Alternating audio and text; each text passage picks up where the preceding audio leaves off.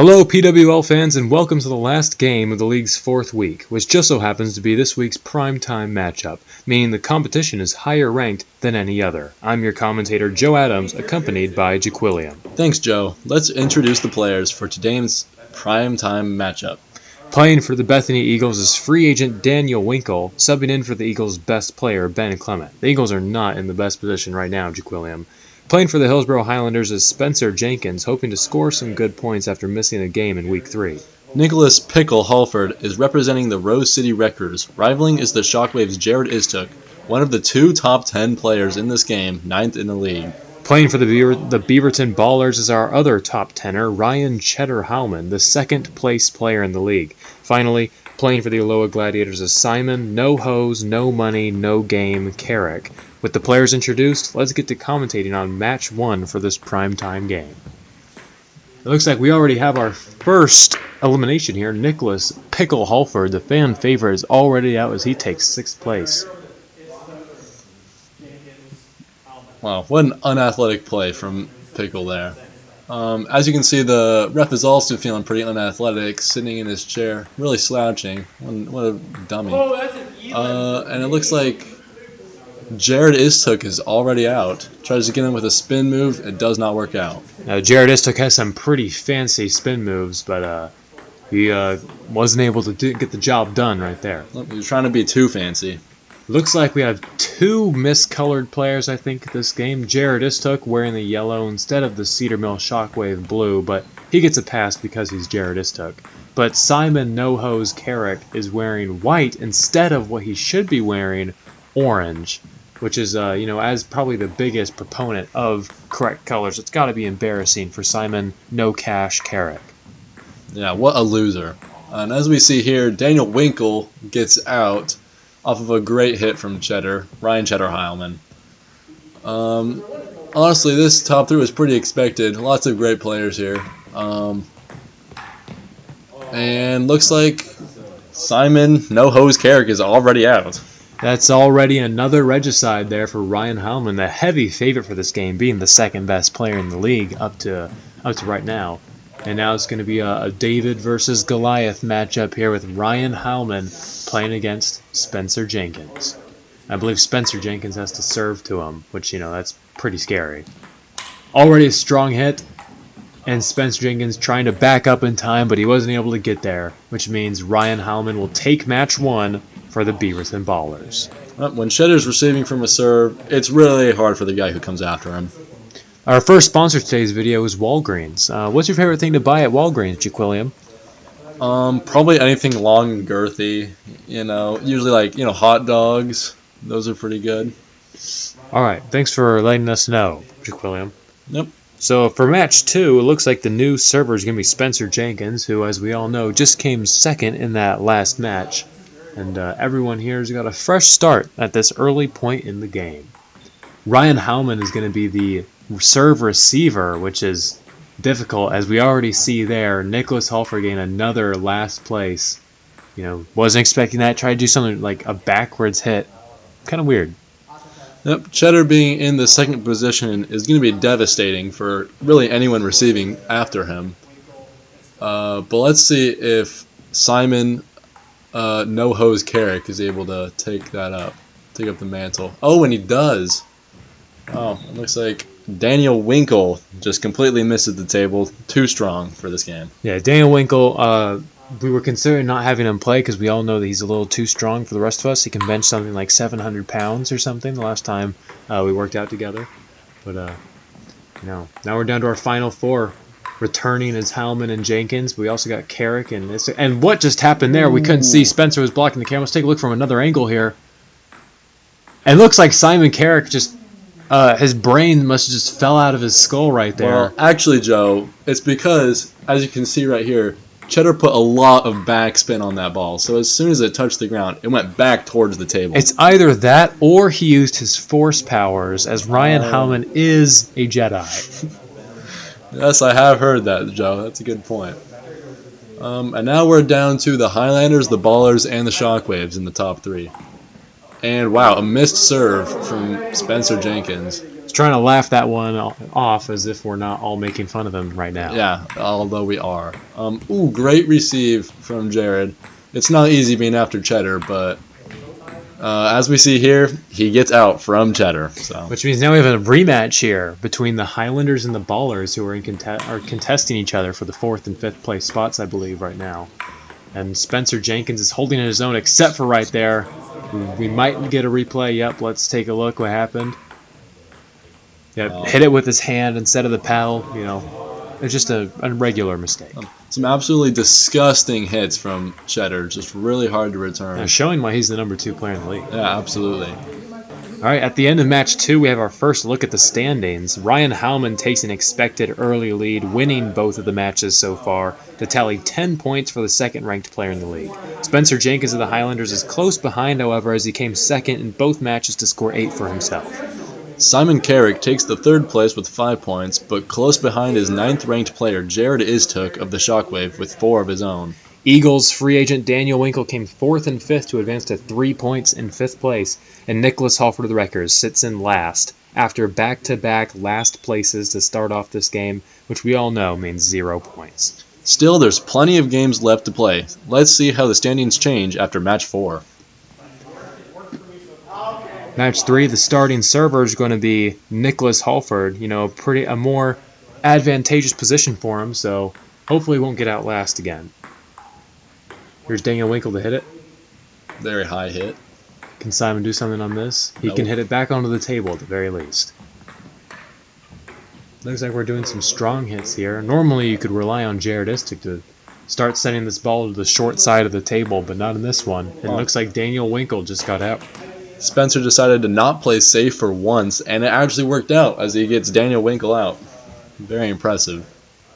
And now they're trying to figure out the order, because nobody can remember anything in this game. Looks like Nicholas Halford is now after Ryan Howman. Oh, that's going to be rough, Joe. Ooh, great return from Spencer Jenkins.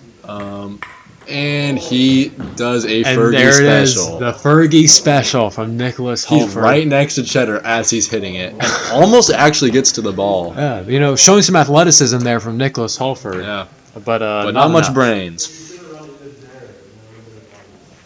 Now we're down to our Final Four here. I believe this is the exact same Final Four from last match. But of course, now Jared Istook is serving, which means he has to receive from Ryan Howman. That's going to be a serve 1 on Spencer Jenkins. Hit. Hit. Hit. Already got some nice hits going on here in the beginning. Kind of a higher hit, maybe a conspiracy charge against Spencer Jenkins. We all know how much we all love that word. And he's definitely playing it safe right now. And Simon Carrick, you know, I think maybe that might have been a little bit of Ryan Cheddar Howman force magic right there, but Simon just not showing very much athleticism there, not bending the knees at all, just standing straight up and just moving his arm at the shoulder. Just I hate to see it. Cheddar seems to be really targeting Simon with his, Jedi powers. Ooh, almost misses the table, but Spencer Jenkins does get it. And once again, just a really conservative hit from Spencer. And conservative hit from Jared as well, just trying to return from Cheddar the best he can. And just really quick play, moving around the table a lot, like usual in threes. And can he return this? Oh my goodness. Oh! And there goes Spencer Jenkins slamming it. Right. Look at him as he walks off. That's a LeBron James move right there. Spencer the King Jenkins. You don't mess with him. Oh, wow. Look at that. Both the Jenkins brothers excel at spikes when you don't really think they're going to be able to spike it on that low of a hit. But he just completely obliterated the ball right now. Oh wow, really impressive. Between Spencer Jenkins back in the championship round for a 3rd time, and Jared Istook finally able to get here for the Shockwave. We're going to see who wins this match. And Spencer Jenkins has already won the match as Jared Istook just, doesn't really do anything. He just tries to put a little spin, a little too high, a little side of the table. Tries to get way too fancy, not necessary whatsoever, and he gets out. This video is sponsored by this guy.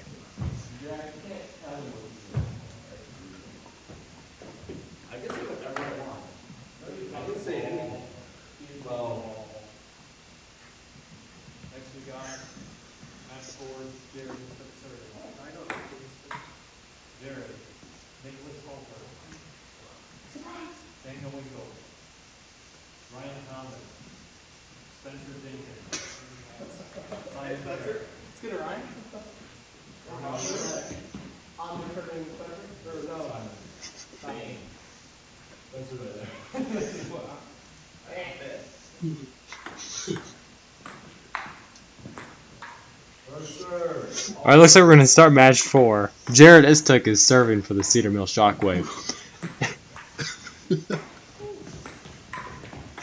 And Nicholas Halford is receiving from Jared Istuk, which means he's in a pretty good position. Many people would say it's probably the best position on the table.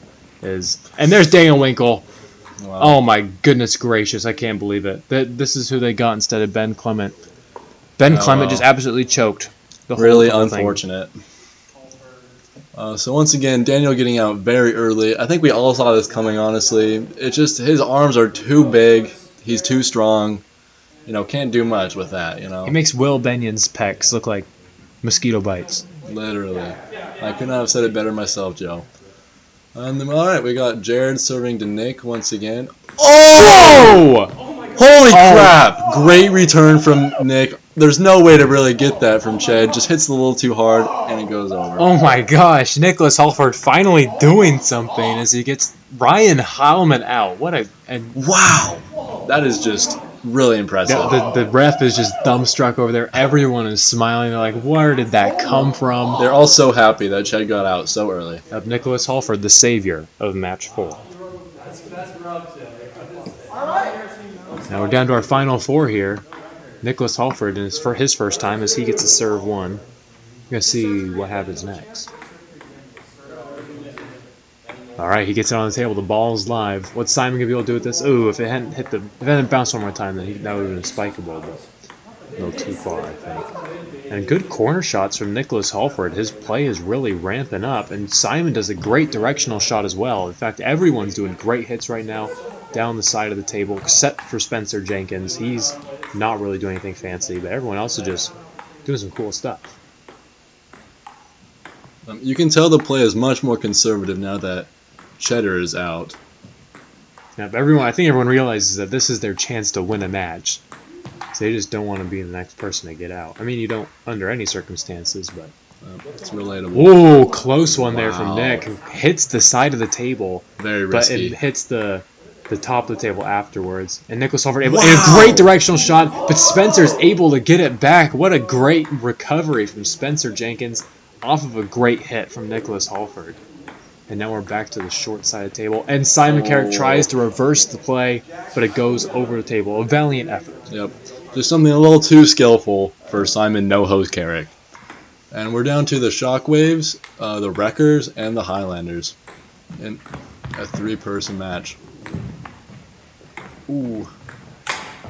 Oh! I think Spencer missed the spike. I think he aimed it a little too far down, and that was a side, which means Spencer Jenkins is out. The championship round will be between the biggest rivalry in the PWL, the Shockwave and the Wreckers.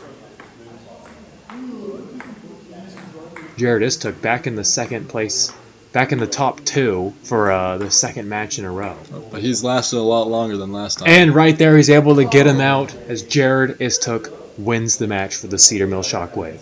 So we're 4 matches in, and we have some incredible changes to the leaderboard with 3 place swaps. Nicholas Halford passes Daniel Winkle, especially helped out by a second place in match 4, in order to move into 5th with 5 points, as Daniel Winkle of the Eagles falls to last after back-to-back 6th place finishes, keeping him at 3 points. 9th ranked player Jared Istuk scored the most points across matches 3 and 4 with a 2nd place in match 3 and a victory in match 4. He passes Simon Carrick to take 3rd place with 13 points. Carrick moving down to 4th with 9 after a 3-peat of 4th place appearances. Finally, Spencer Jenkins won match 3 and placed 3rd in match 4 to be able to pass Ryan Heilman to take 1st place with 16 points. Heilman fell to 2nd after a 3rd and 5th place finish, placing him with 14 points, an unexpected fall for this waterfall giant. That's right. So now we have, we're 4 matches in. We have 2 match wins from Ryan Heilman. But it looks like we have a holdup on the game sequencing as a player began to argue with the scorekeeper. Gladiators player Simon Carrick was arguing with the scorekeeper, the debate appearing to be whether you would rather have something you own broken or something you own not damaged at all. And Carrick is fiercely arguing that it's better to just have it broken than not damaged at all. What do you think, Jaquilliam? Well, I think it's pretty obvious that regardless of the price difference between the two, it could be a $7 ping pong paddle versus a $1,000 car. Having that paddle broken still costs infinitely more than not damaging that car at all. Simon Carrick might have been outed as the single most retarded person of all time in this argument. Looks like we got a vote from the players in the debate. The players unanimously all agreed that they'd rather have something not damaged at all than broken. What a ridiculous claim, Jaquilliam. Indeed. He should have a train ran on him for that. Anyways, to the match. So here we are. I think this is the first match, right? The first round here. Spencer Jenkins out. Ooh. That is not good for Spencer Jenkins. Yep, he's the first person eliminated in match 5. That's what a turnaround as he leaves the building. This does not happen very often, as Spencer Jenkins usually plays pretty conservative and is really good at returning. That's true. He is one of the league's premier returners. And, just like that, Simon No-Hose Carrick gives Jared a really fast ball, and Jared is now out. I think Jared Iswick might have to become one of Simon's hoes after that. I think he might have gained his first hoe. That's a good point, Joe. Now we're down to our final 4 here with Daniel Winkle, Nicholas Holford, Ryan Heilman making a comeback, and Simon Carrick. Simon Carrick, of course, in the most advantageous position here, receiving from the serve, but until he has to start receiving from Ryan Heilman. But was that a side or a top? I think that was a top. Let's see it. It looked like a top to me. I think that might have been a top. Let's see what the ref calls.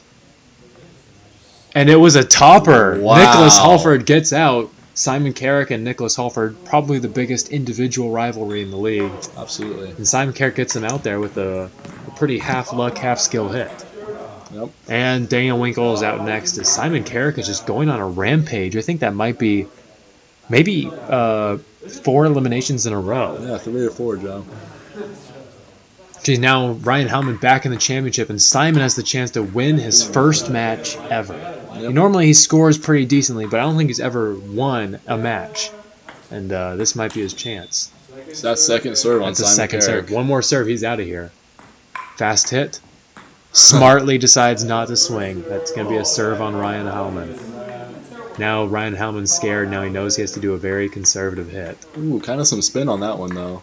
He gets it over. Weirdly enough, Simon Carrick goes straight to the long game, the thing he was trying to avoid, instead of doing a corner receive. We're going to see how that works out for him.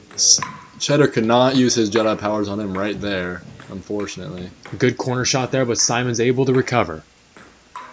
Ryan Heilman's just playing the short side of the table here. It's really dangerous. Who's going to get out? Well. Just a great hitting motion from Ryan Heilman. Yep. And Simon's really setting him up for some big hits, too. Now, it seems like he's just kind of trying to receive everything. Maybe hope that Ryan makes a mistake first, which as an aggressive player was probably bound to happen at some point. It's true. I guess it's mostly Simon just trying to see if he can outlast him. Ryan Heilman putting some power. And that one is enough to get Simon out. Let's take a look at that replay. Yep. Just great power there from Ryan Heilman. So much heat on that ball. It's hard to return some of those. That's right. It looks like we're going to be getting a message from the last sponsor of our video, and it's a teaser for what's to come. The PWL Pro Bowl, which will be in the postseason starting on June 19th. The week of June 19th will have several postseason things, and one's going to be the Pro Bowl, where the league's top players will meet in what will be the highest and most competitive game of the season. Oh, Joe, I am excited for this one. I heard that both of the Fairhursts may be making it in. It's possible. We'll have to see. I mean, this is 2 weeks from now, so we're going to have to find out who's where on the rankings. I also heard it's possible that both of the Jenkins brothers could also be attending. Maybe both of the Winkles as well. I don't know about that one, Joe. Anyway, here we are at the start of match 6, and by golly, I think Cheddar just missed the table. What a turn of events. I mean, you can't have a regular game with this guy. Something always has to go wrong. Oh, wow. Which means we're down to 5 players now, everyone collecting a collective sigh of relief as Ryan Heilman gets out. Wow! Great Whoa! hit from Daniel. And was that a top? I believe that was a side. What a great running hit there from Oh, Daniel yeah. Winkle. Definitely his hit of the game. Yeah, wow. And he gets Nicholas Halford out there. Now we're down to our final four here. The Eagles, Highlanders, Shockwave, and Gladiators are still in it to win it. Honestly, I got my money on Daniel Winkle here. I could really see him as a potential threat. All right, Simon Carrick to hit Daniel Winkle to receive. Daniel the Threat Winkle. Some pretty normal hits here. Nothing too special. But Daniel Winkle hits it a little too low, proving Jaquilliam wrong and outing him as a special needs kid immediately. I've instantly lost all of my money that I put on him. That's right. Jaquilliam had $2 billion to his name, and he bet all $2 billion of his total net worth on Daniel Winkle placing at least third in this match. But and it all went away instantly. Yep, Jaquilliam is now a homeless man and looking for refuge. Give me money, please. Ooh, nice quick hit from Simon. Oh, that could have been a potential spike, but Spencer didn't want to, apparently. And just, once again, another conservative hit from Spencer. Kind of a quick one from Simon, and a real setup from Jared. And Spencer does not take advantage of it. Looks like we're just going along the long side of the table right now, just trying to see who makes a mistake first.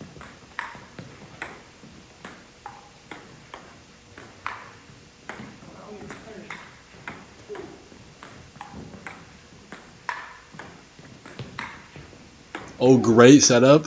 And once again, he does not take advantage of it. Oh, and the first person to mess up was Jared Istook. How embarrassing. Which means our championship match will be Simon Carrick of the Gladiators here for a second time in a row, and Spencer Jenkins here for the fourth time this game. Let's see who's going to be able to win this match. This is just kind of mirroring the last championship round between Carrick and Hellman, just a lot of back and forth across the length of the table. Yeah, but I gotta say, I think Simon has a much better chance of winning this one than the last. That's right, especially now that he does have a hoe. That's true. Oh, and he going for a fancy corner shot with Spencer Jenkins. He's the winner. So let's take a look at those standings for the end of the game. Free agent Daniel Winkle came in last, even with some good performances, with a third place in match 5 and a fourth in match 6, but it wasn't enough as he scores 8 points for the Eagles. Nicholas Halford had a dip in performance over the last 2 matches, also totaling just 8 points, but gets the 5th place on a tiebreaker with having the better statistical record of 3 eliminations. Jared Istook fell to 4th, but still scored a great 17 points for the Shockwave. However, he did not look like a top 10 player with how he had the game's worst statistical showing of 1 elimination. Simon Carrick, famous proponent of having something of yours broken instead of not damaged in any shape or form, reclaims 3rd place, tying Istook with a great 17 points, but far outperformed him on the stat sheet, with perhaps the second best statistical performance of 7 eliminations. Second-ranked player Ryan Hallman choked the comeback after winning match 5, as he placed dead last in match 6, meaning he has to settle for 2nd place with 19 points. While he wasn't himself today, he still has by far the best stat sheet of the game, 11 eliminations and 4 regicides.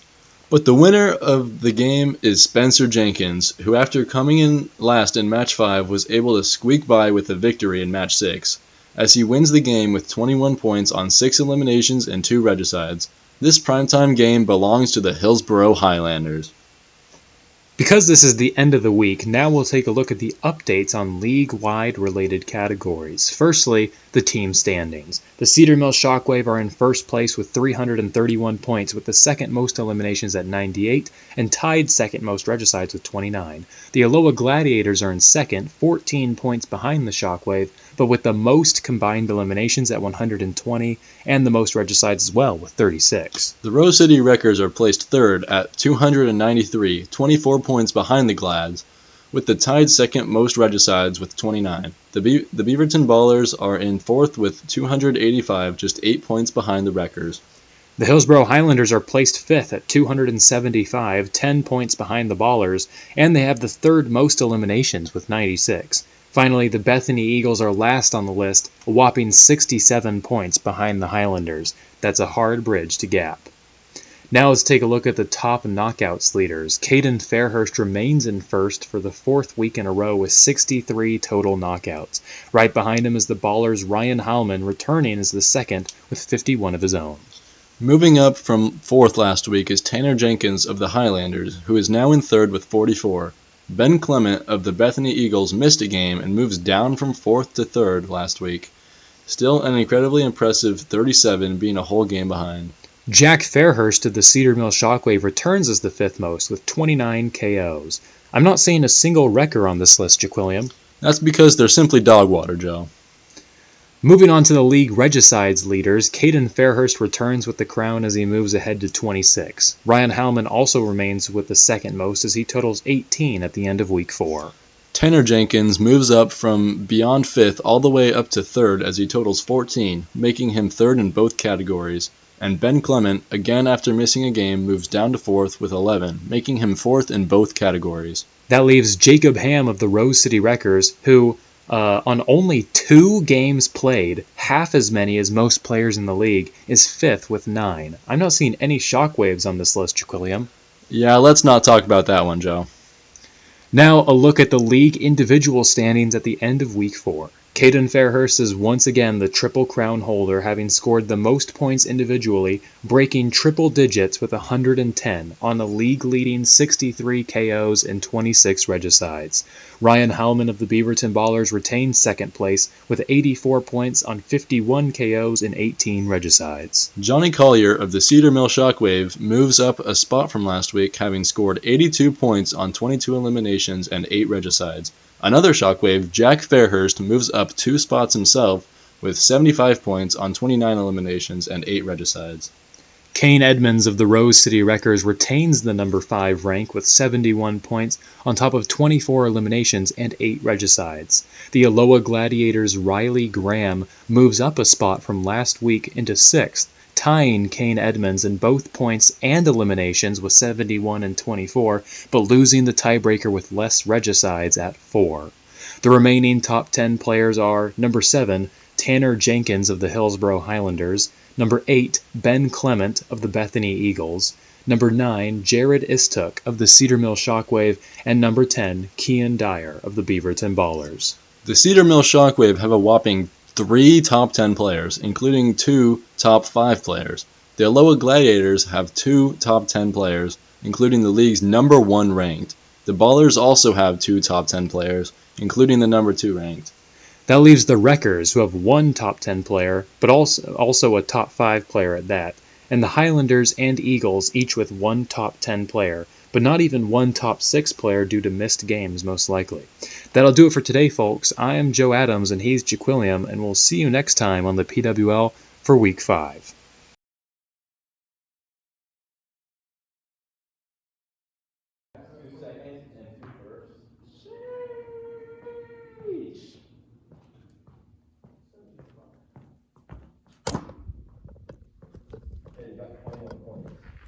Honestly, though, Spencer Jenkins did pretty well. Here's his face. Balzac.